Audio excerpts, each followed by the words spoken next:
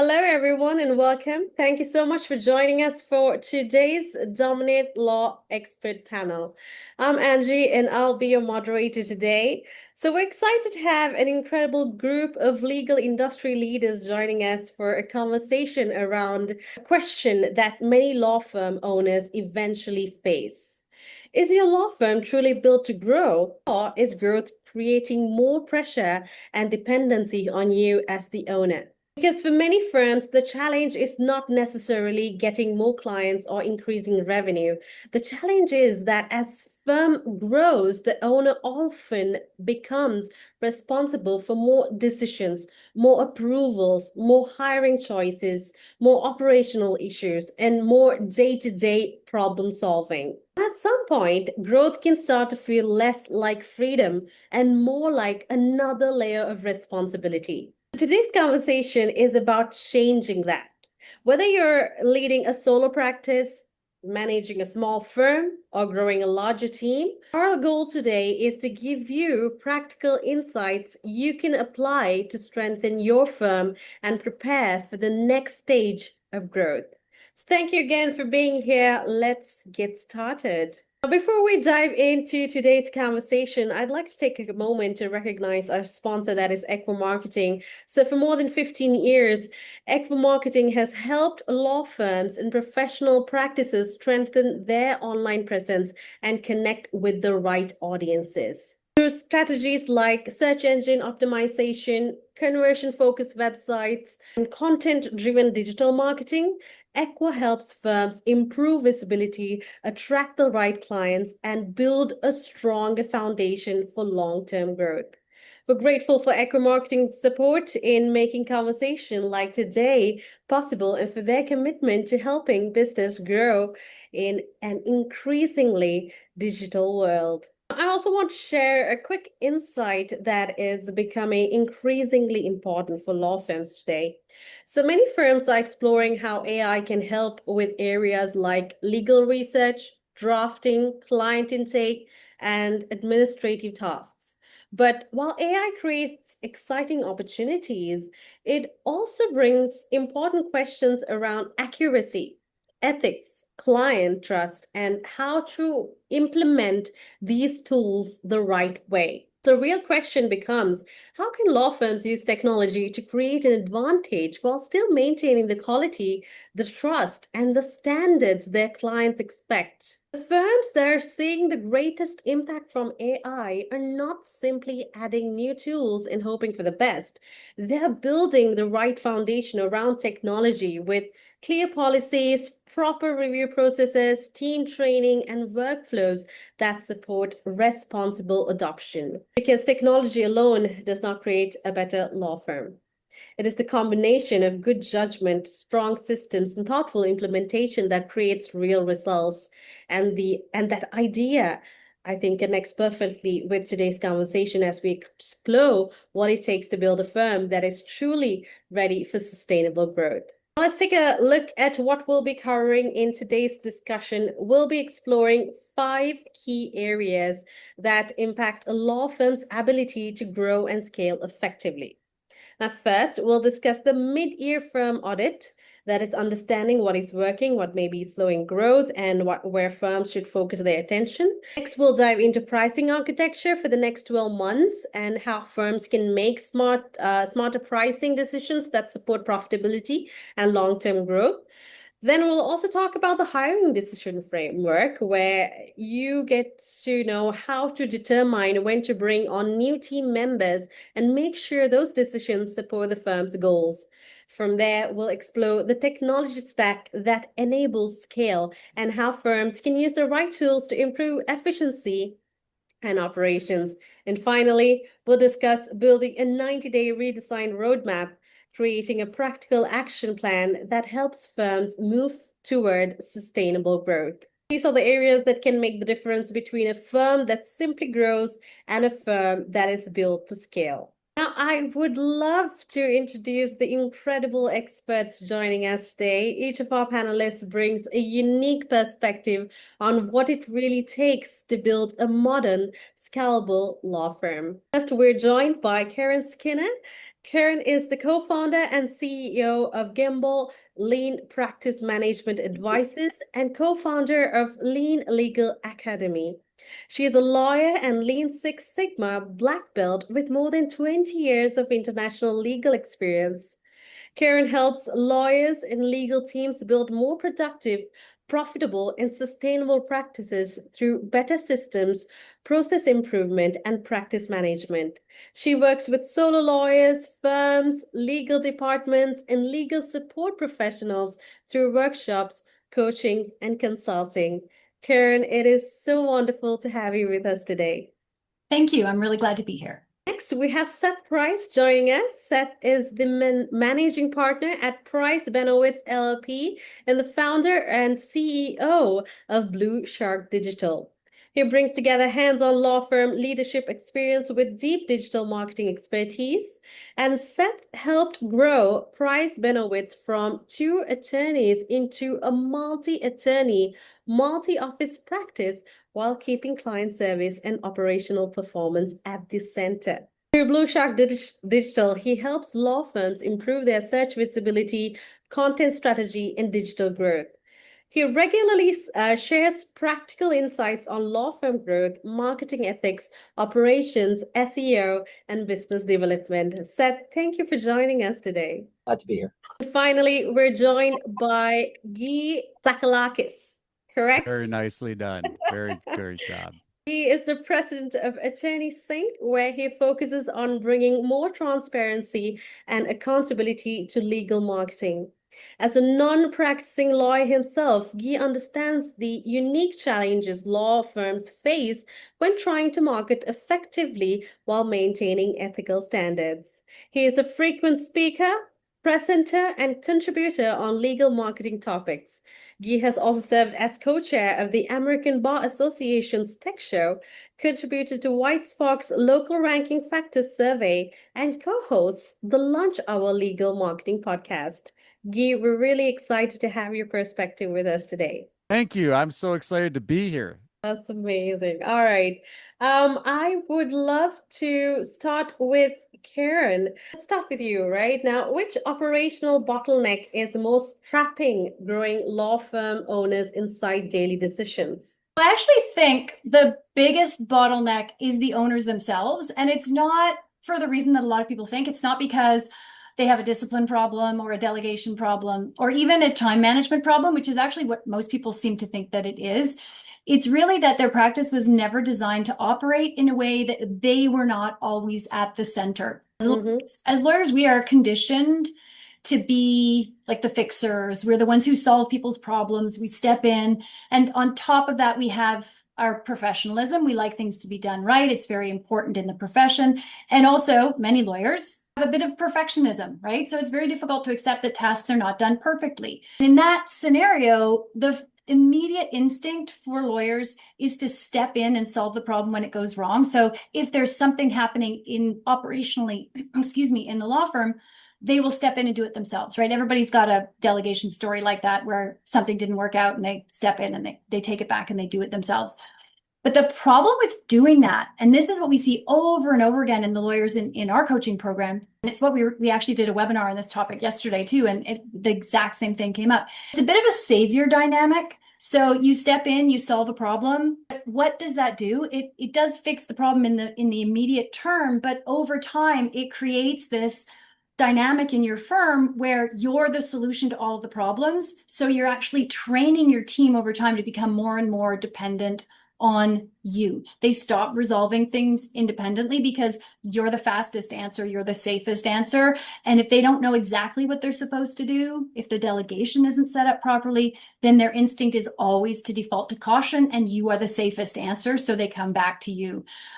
For us, like that's the biggest operational bottleneck that we see. These owners are stuck at the center and they often look out at their team and they'll think, oh, you know, my team isn't capable enough. I've got the wrong people. I've hired the wrong people, or they're not taking ownership. They're not sufficiently independent. But often that's not the case. It's often that nobody has really clearly defined for them what authority they actually have, what decisions they're allowed to make on their own versus which ones require escalation. And in that scenario, any logical, reasonable person is going to default to caution, right? They're going to say, I'm not sure if I'm allowed to make this decision, so I better not make it. And that's the trap. That's the trap that we see owners in all of the time. They get stuck in that they've built this firm, but what they've really done is built a job that they can't quit. They're stuck. They're trapped. And that costs them a lot of money. But that, to me, is the biggest operational bottleneck. It's not a particular process or a particular workflow in the firm. It's the fact that all of the workflows are built with them at the center. Seth, let's build on that because many firms experience growth, but growth does not always make the business easy to manage.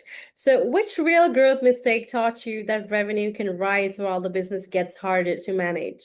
I'd say the thing, Karen, yes to what Karen said. I think that what I see law firms, the mistake they make is not getting a non-lawyer administrator of some sort. And I say that if you're a solo, it may be your office manager, your admin. Starting out an admin and office manager. As you get bigger, a director of operations and a VP of operations, you're really large, a COO. That continuum, that person, that rock, is what allows all of what Karen just talked about to happen. So once there's a person, not you, that has trusted, that is at the heart of it, which is tough when you start that admin, that office manager may be a dud, but the sooner you can find that rock, the easier it is to scale, because the lawyering, whether it's you or whether it's the lawyers you hire, all the other pieces from marketing to intake to admin to HR to hiring, all that stuff, you're just going to kill yourself and not be able to grow unless you start to put it in the very first piece is making sure that somebody who's not you, not a partner. I mean, although I started with where I sort of had that role, where there was a lawyer and an operator, but the sooner you can get, especially as a solo, to then have somebody, that is what's needed to be able to get to the next level. Yeah, I'd love to get your perspective. That what shift in client trust is forcing firms to rethink how growth gets earned in 2026? Ask me that question again. I was getting ready to respond to all this hiring and bottleneck stuff. I mean, so much of it is mindset because it depends on where you are in your journey. But and I don't want to rehash everything Karen and Seth said, but like you start out, a lot of these lawyers, they're just like this stuff, like it's like a consequence of actually practicing law, but like that's what they're there to do. And I think so much of it is figuring out like what you love to do in your firm. Like that's the real starting point to me. Like, do you want to be the lawyer? How many lawyers do I know that are like, oh, I started a law firm, I practice law, but I actually like the business side more. And so they want to become like CEO. And so that sets you on a totally different path than if you're going to actually be the practicing lawyer, or if you like doing marketing and you want to be, out doing marketing activities. But for sure, the mindset's a bottleneck starting point. And then after that, like once you've made the flip, like to Seth's point, like you have to delegate and just accept that, take whatever framework you want. You have to have other people doing functions of your business. And I think the thing that I tell folks too is I think the hardest thing is like to make the commitment to have like a full-time hire. It's like I think that scares a lot of people, especially solos. And so like there are fractional ways to get this kind of work and the support that you need operationally that don't necessarily require a full-time hire. So there's lots of different ways to build a law firm. There's lots of different ways to have success and to scale. But and we'll get to the marketing side of the house, but like I tell firms, you have to have your operational service delivery infrastructure in place before you pour gasoline on your growth from a marketing standpoint, because you're just going to waste so much money. You're going to deliver bad experiences to clients. I think you had talked about this issue of client trust. Like clients are not going to trust you, and they're going to go online and talk about it. They're going to go leave reviews. They're going to tell their friends, like in firms that are, and we see this in the referral relationship context all the time, but like lawyers don't want to refer to other lawyers that don't have their service delivery locked down because they know that those clients are going to be mishandled. The next question is also again to you. What shift in client trust is forcing firms to rethink how growth gets earned in 2026? I think in general, I mean, I always put myself in the legal services consumer's shoes. And right now, I mean, everybody's talking about AI, right, in all these different contexts. And I think that a lot of firms have like leading with we are tech enabled, we are AI enabled, we can chatbots, we've got AI law practice tools, like, and then that are positioning it as a competitive advantage. And I think that some of it is kind of tone deaf on the market, because in a lot of contexts, in a lot of communities, AI is creating hiring freezes, and there is skepticism, and we see all of the hallucinated cases. And I don't want to go into deterministic harnesses and ways to deploy AI, because I'm not anti-AI at all. But I do think at the end of the day, like, we have to remember that this is about building trust. And my advice would be not to sacrifice efficiency or cost savings or visibility in the marketing context for trust. I think that there is going to be a massive market for consumer trust, the firms that actually lean into that and do things to position themselves as trustworthy, which means a big part of that is earning their trust through the experience you're delivering, from the time that they get exposure to your brand all the way through the representation and after. How do you think clients expecting today that they were not expecting a few years ago? I'm going to say speed, but it was true a few years ago too. But again, if you create friction, you're slow. The classic tale historically has been, we'd have lawyers that we talk to, and we'd be like, so talk to me about your intake process. Like, well, people that want to get a hold of me will leave me a voicemail. And I'm like, you're out of your mind, especially when you're spending money on Google ads, which are people that they're not necessarily know you, they're not referring business to you. And so you've got to be fast, and you've got to deliver a frictionless experience to them on their terms, or guess what? They can move on. There is no shortage of lawyers. There is no shortage of advertising. There's no shortage of exposure to legal brand messaging. And so I think you really, in my opinion, you've got to double down on this idea of trust. And the biggest change over the last few years is that it's only getting faster, and the expectations are only going up. I really love to stay on this topic, because I think this topic is something that a lot of firms are looking for. Karen and Seth, I'd love to get your opinion as well on this topic. Once again, I'd repeat the question: what shift in clients' trust is forcing firms to rethink how growth gets earned in 2026? I'll go first, and then Seth can jump in. But when Guy was talking, what really struck me is people hire lawyers to solve their human problems, and transformation that you deliver is just that. It is a transformation that impacts their human life. It may be a business problem, it may be a family law problem, it may be a criminal problem, but ultimately what it comes down to is it's a human problem. And so the firms that can deliver their services in a way that does have the speed aspect, because yes, people do expect instant responses now all the time. But at the same time, the firms that can do that while maintaining the human element of the client experience, that's what's going to continue to build trust. That's what's going to create sticky relationships. People want humans. They want, and I think that's the gap right now that we're seeing, is there's all these services that you can access yourself, and all these things that you can do that you can use AI for. That's fabulous. But actually, they want a human. And in some types of law practice, family law, criminal, they need a human. And they need a human because the problems that they're facing are so emotionally fraught that they figure they've got to be able to speak to a human. They do want that human fast on the phone, otherwise they'll find another human. But lawyers, the firms that are able to change the way that they deliver their services in a way that maintains that human aspect, are the ones that I think are going to be the most successful. That's where the trust is built. It's not built with, I can produce a contract for you in 30 seconds using Claude. It's not built that way. It's built on, you came to me with a problem, now you feel better after you've left my office. I'll push back on that. Like, trust important, intake has to be fast, love the human touch. But at the end of the day, people coming for solutions, right? Injury lawyers want money. Criminal lawyers want to make sure they don't go to jail. Family lawyers want to navigate that.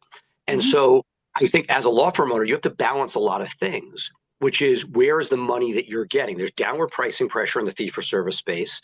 And so anything you can do that meets people where they're at, so that, well, there are some clients, Karen, that may want a human touch. There are others that don't really want it. They want to deal with text. They want to be able to get their information quickly and deal with it. And if you can find ways, because it's all about profitability, if you can find ways to deliver that great service, whether it's a human or whether it's somebody offshore that's also a human but not in your home country, or if it's technology, if you don't start layering those things in, and it may be slightly less good than somebody who's 100% human touch, but profitability is so difficult to manage. And so at the end of the day, if you can get the results somebody wants, yes, you want them to feel heard, but for half the people out there, the younger generation, they just want that information as quickly and in their world. You ask my kids to pick up the phone, I'm like, it's as if I'm cursing at them. The idea that they're just texting back and forth. So meeting clients where they're at, my sensibility, I'm sure Karen's group, is that, oh yes, it's better to have somebody on the phone all the time with them, but that comes at a cost. So how do you balance making sure that there's a connection, but then meeting them where they're at in a cost-effective way? Yeah, and I agree 100%. I think that it's that and that's the secret sauce right now, right? It's that blend of giving people the services they want quickly, using the tech ever method they want to use to communicate with you, but still keeping that human aspect where it's needed. I think that's the struggle right now. But I agree, there is a ton of clients who don't want to talk on the phone. They want everything handled by text. So it's a balance. You're right. They're balancing a lot of things right now.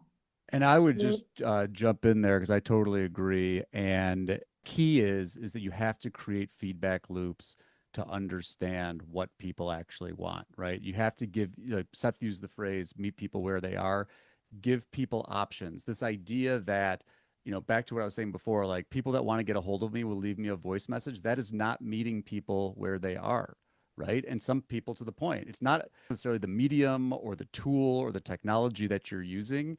It's like, have you created a feedback way? And have you are you meeting people in the context where the technology can be assistive? I mean, I use this, I think, and I think some of this stuff is evolving because it's still very brand new to our zeitgeist in general. But, I think about some of the experiences that I have. Like if I call a business up and I'm trying to find out, like, I want to schedule a time, or I want to try to find out when an appointment's happening or something. I'm great with technology doing that. In fact, the technology is usually faster and gets it better than the human being that has to go and like talk to somebody, and then they like put you on hold and you listen to music and they're eating lunch and you're like sitting there waiting for them to come back. Like that's a great example of using technology. I think figuring out those contexts, I think that that's the real hard part. And the only way you can do that is to listen to what people have to say and give them a platform and voice to be able to give feedback about what their experience was with your firm. I think we've got some great insights on that. Karen, coming back to you. Now, when capacity feels strained, which trade-off should leaders make first between speed, quality, and owner involvement? This is a really interesting question. And I think the instinct is people would answer, oh, we've got to protect quality above everything else, right? We have these professional standards, we have expectations, we have reputation. The assumption there is that in a lot of cases, especially with the small firms that we work for, is that for me to give that kind of quality, I always have to be involved. That's that owner involvement that has to be there. I think that's wrong. I think that if you have your processes set up, if you've got workflows, if you've got some standards built in, then the owner's job is to enforce those standards, set them, and then enforce them, not necessarily be involved in every file and delivering it themselves. So, ideally for us, when we're working with clients, we work on them first reducing owner involvement. So finding the new assistant, finding the offshore person, finding the technology that can support and provide that service at the speed level that the clients expect without the owner having to be involved. I think people just get sucked back in, and the more that they feel under pressure and they feel that the capacity is strained, the more their instinct is to jump in and do it themselves to get it done fast, or they make a bad hire at that point. And that's, he's nodding, that's when they make mistakes. You have to break this cycle that a lot of people have. It comes back to mindset. You have to break the cycle that I'm the only one who can fix this problem, so I've got to jump in fast, because that just creates a vicious cycle where you're always the one jumping in. You have to be really good. If you're going to do that, if you're going to really pull yourself out without sacrificing quality, then you've got to get really clear on what good looks like. When we talk to people about creating delegation systems, we're really specific on how they define done and how they define good enough when they're delegating a task. Because if you don't give people a really clear picture of what a good completed task looks like and what the quality level is that you expect, then those people will make mistakes. You want that process that you build for them to actually have the built-in quality control so that they can actually check themselves. Karen told me that for this to be done, it has to be in the firm style, put on the right document with all my citations checked, especially if I used AI, all of these things, it becomes like a checklist for them. And then they're the ones doing their own quality control. That's what allows the owner to step out of the way. I think that speed is a really interesting part of that, because yes, clients want results right away, but once they're in your practice, apart from court deadlines, for example, a lot of deadlines are sort of artificial. And so we're under pressure to produce something by Friday at 4 when really nobody's going to look at it until Monday at noon. So we do have to be careful of these sort of artificially imposed needs for speed, and really only focus on speed as the main constraint when it truly is, when you have an honest, urgent issue. That's perfect. Now, Seth, let's look into the hiring side of things. What criteria separate a smart next hire from a reactive hire in a growing law firm? I'll sort of dovetail on something Karen was talking about, because all of those things are right. The question is, in an active building business, stuff starts to break. So even if academically you set everything up, you have your tech stack, you have your employees, they have, God forbid, actual standard operating procedures they're following, all of a sudden you get busy, right? Attorney sync turns on the knob and all of a sudden clients are coming in. And okay, well, that person's been used to handling 50 clients and now they have 70 clients and stuff starts to break. So a couple things. One is making sure that the owner is aware of those sometimes, I know early on we started adding, for instance, plaintiff pre-lit paralegals. When those numbers get to a place numerically at some number, 120, 130 files, there's no way anybody can give the right service. Maybe a little bit better now with AI being able to do some extra tasks. Maybe if you have some offshore labor help. But as stuff starts to break, how do you see that? At Google reviews. First one, you think the person's crazy. But if you see a succession of them that talking about sort of the feedback and you want to meet people where they're at, well, people are not being met where they're at, taking that seriously, and then figuring out what that means. What are those hires? And it's really tough in today's economic climate. So I'm now at the point where I've sort of built something, but as you're layering those people in, one of the questions I get most is, when do you hire?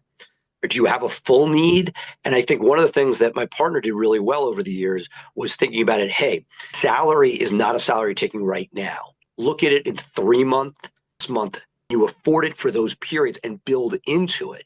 And so that if you continue to make hires sort of on the come as the need starts to arise, rather than when it's desperate, you're making a desperation hire, but understanding that if attorney Singh's sending you all this business, you're going to need that in order to sustain yourself, so that you start to make the hires in anticipation. That's best world. We all have people quit. There is a spike that you're not expecting. All those things happen. But the more, those are not a good place to be. That's when the bad hires are made. The more that you can anticipate that and start to slot the things in, the more likely you're going to have that continued positive client experience rather than spikes where you're either overstaffed or understaffed. And then looking for those clues, whether it be morale of the staff, whether it's bad reviews, whatever it is, but keeping or just your KPIs. Do you have too many clients per admin or per lawyer? Those are the things that will help you make those smart decisions in advance rather than before it's, once it's too late. I'd love to stay on the topic of growth. Where should firms draw the line between visibility investments and operational readiness to serve new demand?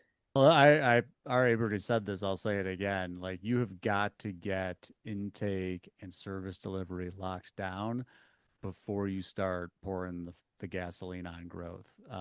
For Seth's mention of attorney sync, same thing with, I'm sure Blue Shark sees the same thing. Or you only come around to, you're going to make these marketing investments, these growth investments. You're going to start buying media. Maybe you're going to invest in SEO. Maybe you're going to do all this stuff. And Blue Shark sets you up for success. And then the phone starts ringing. And all of a sudden, you can't the phone. You have missed calls or whatever. And that's the most basic one.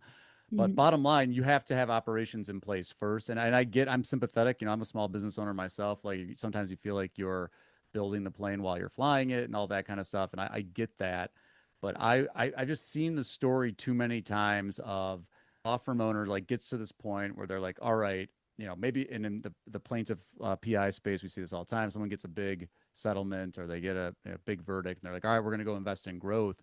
They don't have the operational side of the house in place. And so I would start there. I always tell people, I'm like, optimize intake minimum first, but you've got to be able to really understand your capacity. And so many of these things, like, it's funny because like as a marketing agency, that's not really our bread and butter. We sucked into these like business consulting conversations about capacity and operations and these kind of things out of necessity, because to Seth's point, I'm sure he experiences the same thing. We have clients that the phone starts ringing and then things start breaking and they want to turn to us for help. And so I can't reiterate that enough, that the urge to just pour gas on the growth side of the house if you don't have a solid foundation on the operations side. Mhm. I'd like to take a little bit of a break. I think throughout today's discussion, we have been talking about what it takes to build a firm that is truly ready for growth. And a theme that continues to come up, that attracting more opportunities is only valuable if your firm has the right foundation to support that growth. But before that can happen, potential clients need to be able to find your firm. With that in mind, I'd like to take a moment to share a complimentary resource from today's sponsor, Equa Marketing.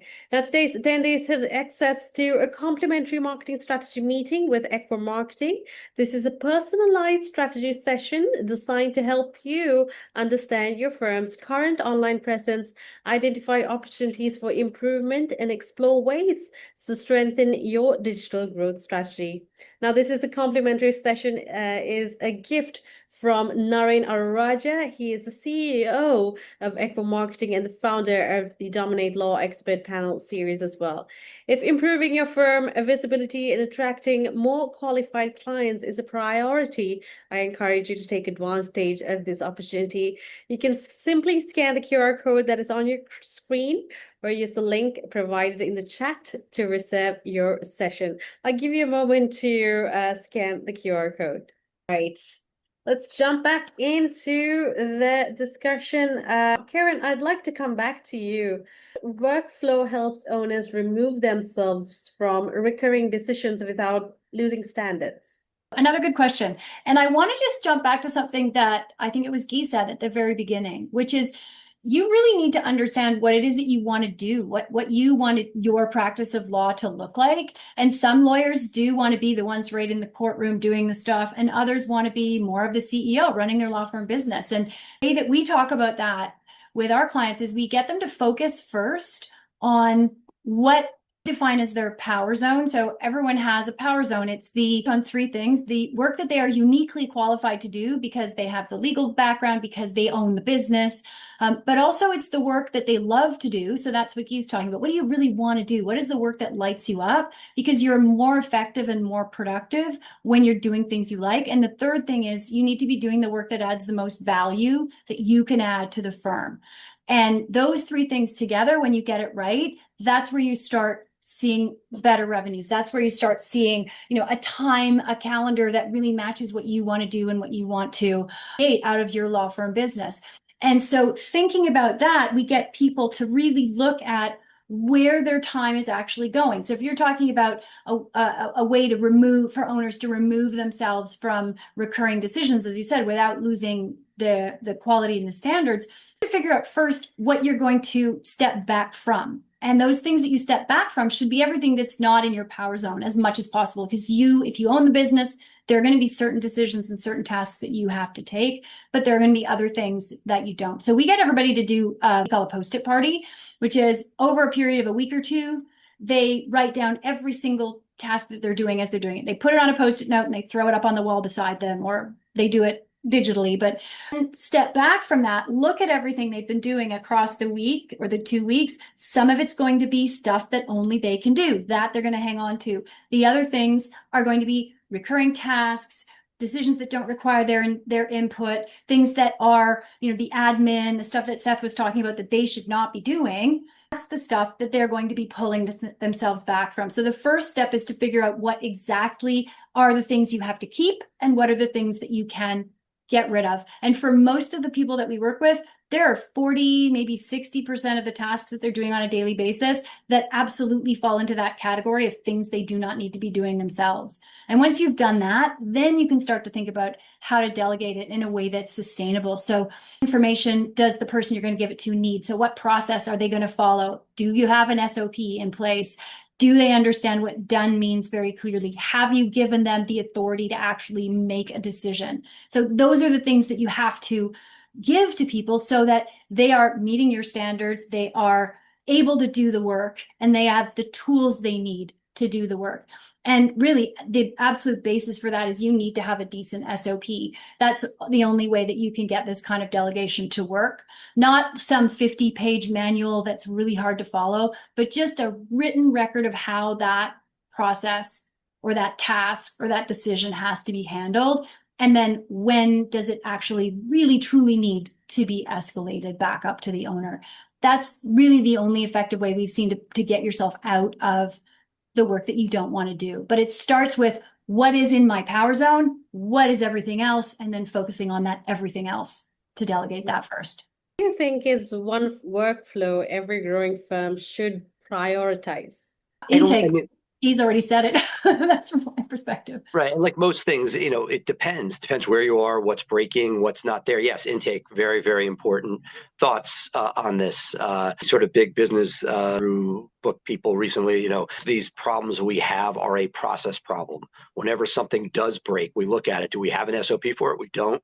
The things I knew I was guilty of as I built the firm, less so with Blue Shark, was making sure, probably because there were people beneath me who made that happen, but was making sure that we had a process for everything. Law firms, that's harder to do because there's so many one-offs, but as you see something break, creating that process, because that is usually the piece that is going first.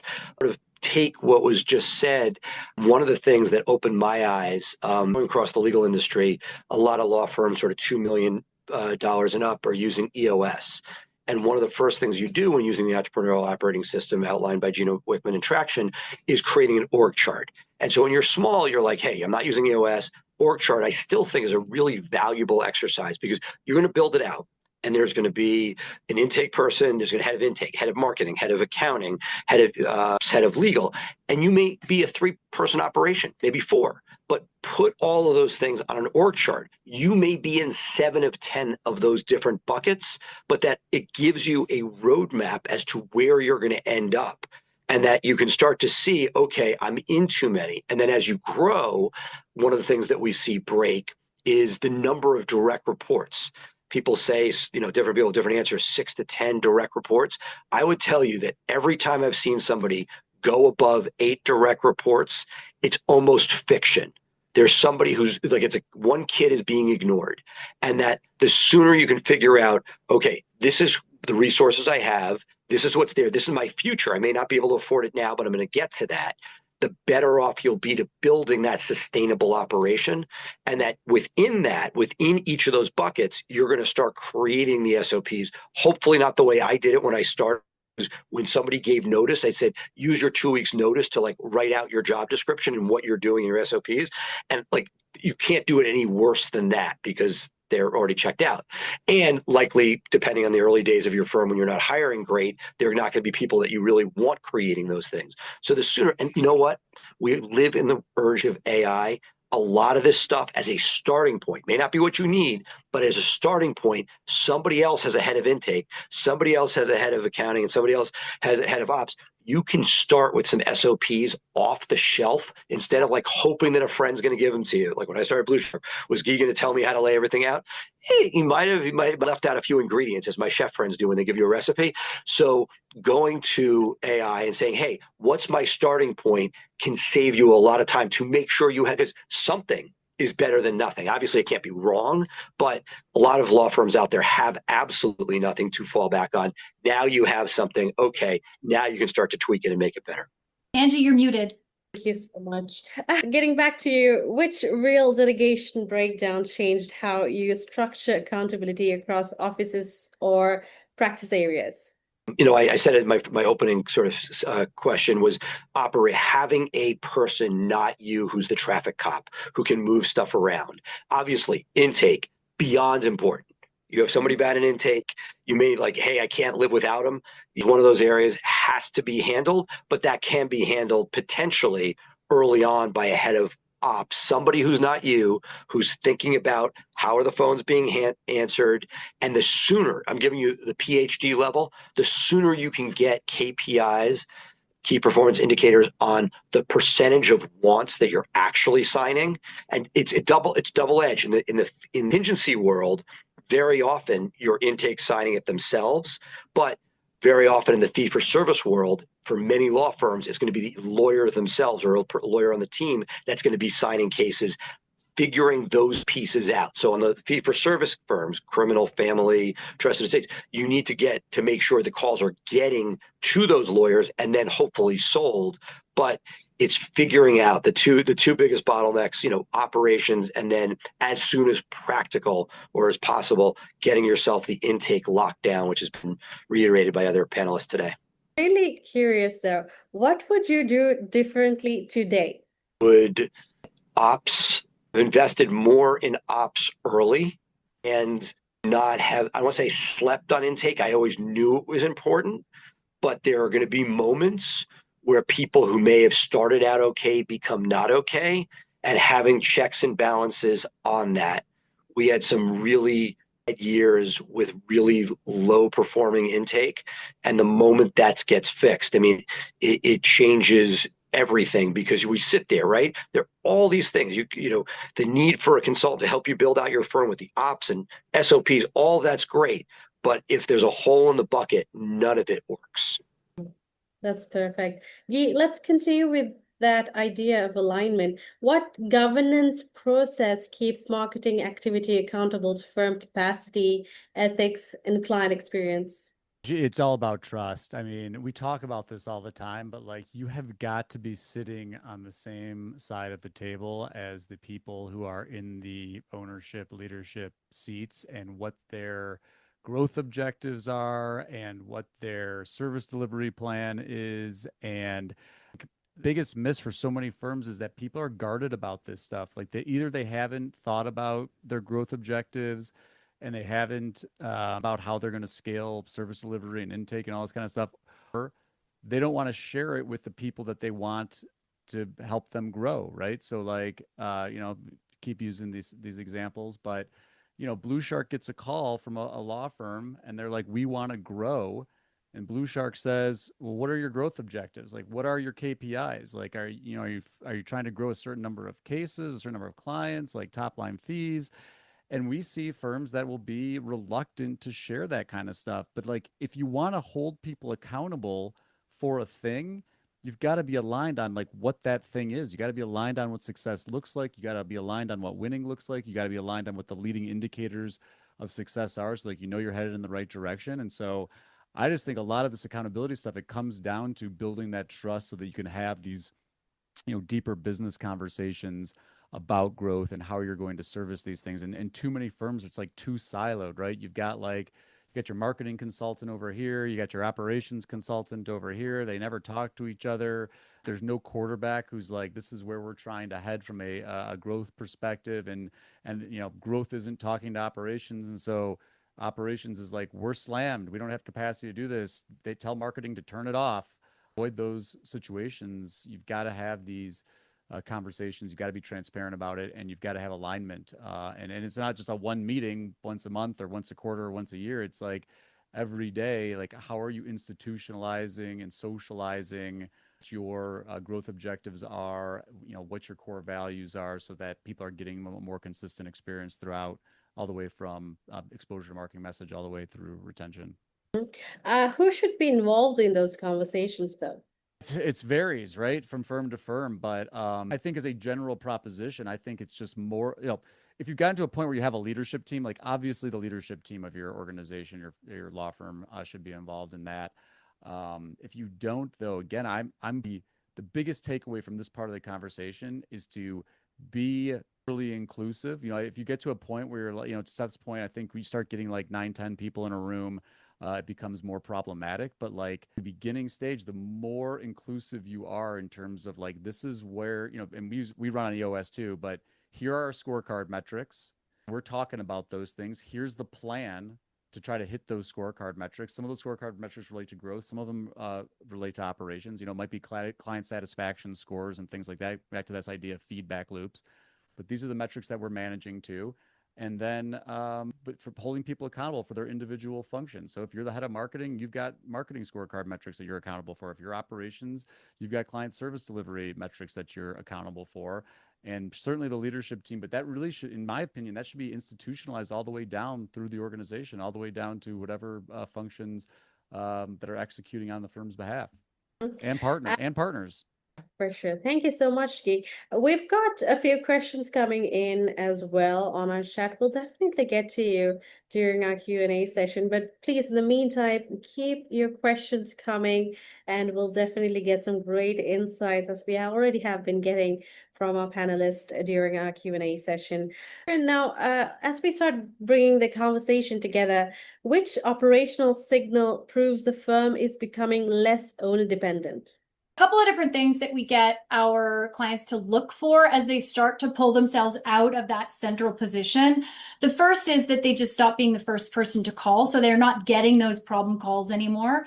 Because they're not being asked, they realize their team's first instinct is now to work through a problem themselves. So that's a behavioral shift that starts to indicate that owner dependency is decreasing. Second is when they do have work that comes back, it's actually in a better shape. So they have less of a burden on the review side. So one of the things we do get lawyers to look at is this lawyer burden. So when a document comes back, or when they're working with somebody who's doing tasks on their behalf that they've delegated, how much of a burden is it to supervise and then check that work? So we get them to look at that idea of, are you still correcting the same errors? Are those errors no longer existing? How much review time do you have to put in? Those sorts of things. So that kind of a timing signal. We also get them to look back. So when at the end of 90 days, we say, okay, well, let's look back now at your calendar and what your calendar was full of 90 days ago. And then they can start to see that, yes, they have shifted the work that they're doing. Our goal is always to get people to be working more in their power zones. So by the end of 90 days, their time is being spent on work that is work that they can uniquely do, not admin or whatever, work that they love and work that's adding the most value, paying the most value to the firm. So we like them to do that calendar comparison. And then really we look at, can you take a vacation? Like these are really basic sort of behavioral things, but can you take a vacation? Would you leave the firm for a week or two and know that everything was going to be handled? Or do you have to be on your phone every single day? Do you have to be making the decisions for your practice? And that vacation test is an eye-opener for people. And it's also an incredible sense of relief when they know they can actually walk away from the firm and things will happen without them and it will not be a catastrophe. No, that's not happening day one. No, and it absolutely, no, you're absolutely right, Seth. That takes time. They've got to build a lot of systems and trust. Like he was talking about trust, you have to trust your team. That trust goes not just internally to your clients, but you have to trust your team. So the first time that you take a few days away from the office, you've got to be testing and checking. And it's trust but verify, to quote our Exactly. president, because, look, I just heard a horror story of somebody who left, who became too hands-off, and there was a revolt and the firm fell apart. So it's a balance. This is set it and forget it, that you can be an independent owner. I'll throw my of all that stuff. Guy was talking sort of academically, brilliantly about that relationship with the marketing and firm, and you're talking about these pieces. I would say one of the things that I've changed my thinking on, of all the pieces that has taken that, look, intake, no secret, but getting intake to speak to marketing is one thing that I think is very underrated. It may not be the first day, but figuring out how to tie intake into marketing, something I've been spending a lot of time on recently and have seen huge dividends from, both from the SEO provider giving them a feedback loop, especially if you're doing paid search, and keeping your own people accountable as far as what's coming in. Is it stuff that you want, making changes and figuring things out? So that's my current sort of leaving people as sort of a final thought for me on, that the tie-in of those departments, I think, is one of those areas that people are starting to focus on. It pays huge dividends. One final question for you. What checklist should leaders use before expanding into a new market, role, or practice area? Great question. I don't know there's a checklist in the sense that you're looking for opportunity, whether it's expanding geographically, which I'm a huge proponent of, that local search, that moving geography can, given how Google search works and has continued to expand, that local search is so important. So that geography is a no-brainer and is something that I'm really passionate about. As far as other practice areas, double-edged sword, I think you have to be very careful. I was very liberal in moving into multiple areas. I think in hindsight, the tort law in my predictions was particularly bad, so that other areas were particularly good comparatively, but that if you go to too many things too quickly, that can be a challenge as well. So I don't know that I think it's one of those areas that when it comes to the local expansion, just to sort of give you a finite takeaway, it is a combination of figuring out, like I think of the book or movie Moneyball. How do you get like a really great ball player for a really fair price?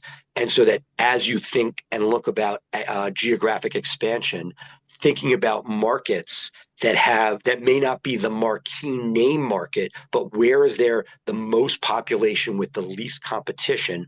So that's something at Blue Shark that we, really focus on and work with our clients or prospective clients to figure out what are those smart growth places where you're not just wasting money, where you can cost effectively get cases rather than spending money that might have a multi-year approach to getting those cases.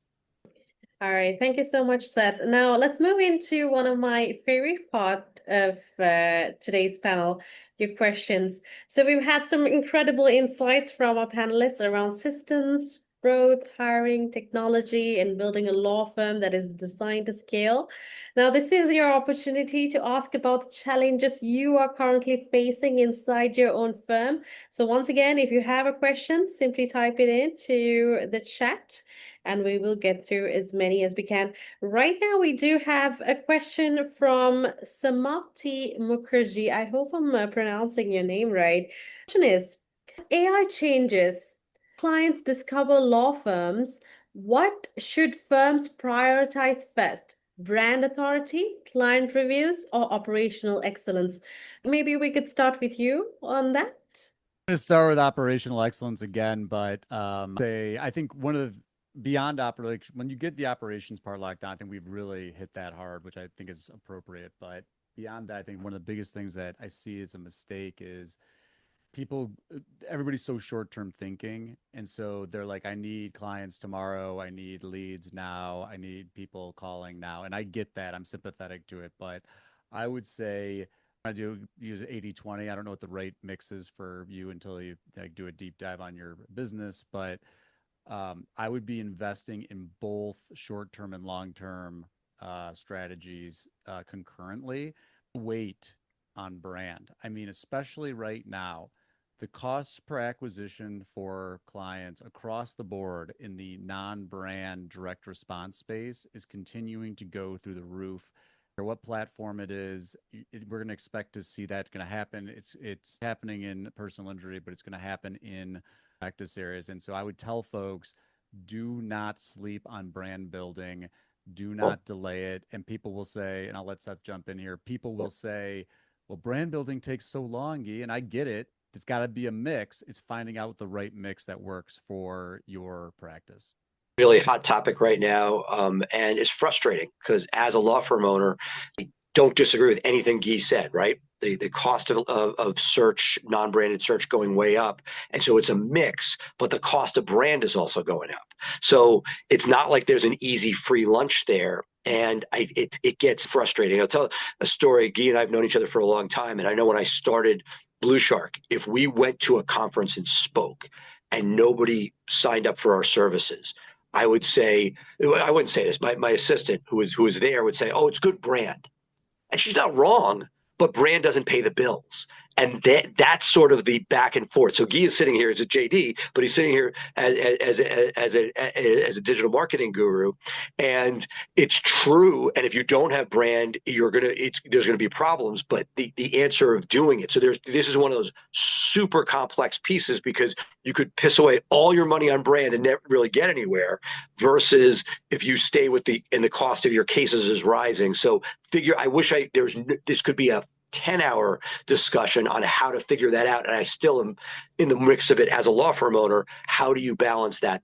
There's no easy answer there, right, Kay? That's right. And I would just say the answers yours was it was baked into what you said is that if it works economically for you, do it.